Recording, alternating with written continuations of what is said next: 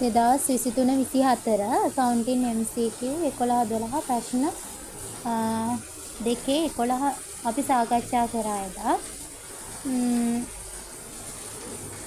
අනිත් ටික තමයි අපිට සාකච්ඡා කරන්න දෙන්නේ. මම මෙතනදී ඔක්කොම මේ පිළිවෙලටම ලියුවා. අපි 11-12 දෙකම එකවර සාකච්ඡා කරමු. අදාළ තොරතුරු ඔක්කොම තියෙනවා. අපි 11න් අහලා තියෙනවා විකුණුම් පිරිවැය.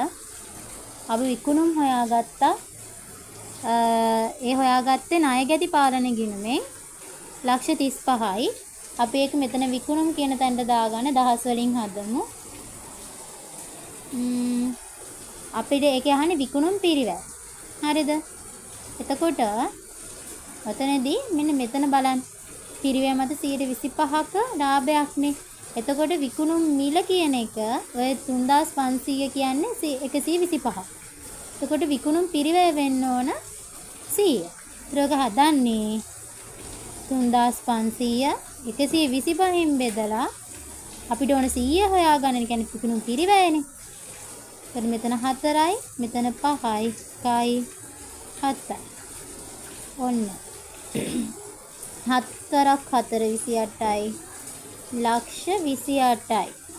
ඒ තමයි විකුණුම් පිරිවැය. එතකොට 아무තෙන් හොයන්න දෙයක් නැහැ. ලක්ෂ 28යි උත්තරේ. ඔක තමයි විකුණුම් පිරිවැය. ඊට පස්සේ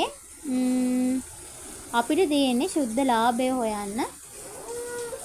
එතකොට දල ලාභයත් අපිට අර විදිහටම හොයාගන්න පුළුවන්. 3500ම බෙදනවා 125න් ගුණ කරනවා 25න්. එතකොට 25 1යි මෙතන 5යි මෙතන 7යි. ඔන්න දල ලාභය එනවා ලක්ෂ 7ක්.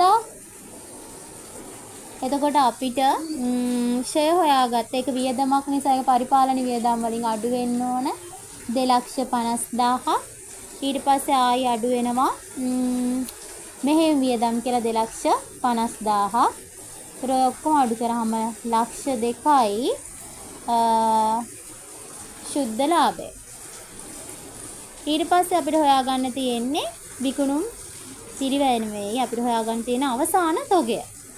එතකොට ආරම්භක තොගය අපිට දීලා තිබ්බා 1,800ක් ගැනුම් 2,900යි. ඊට පස්සේ අවසාන තොගය අපිට හොයන්න තියෙන විකුණුම් පිරිවැය අපි දන්නවා 2,800යි.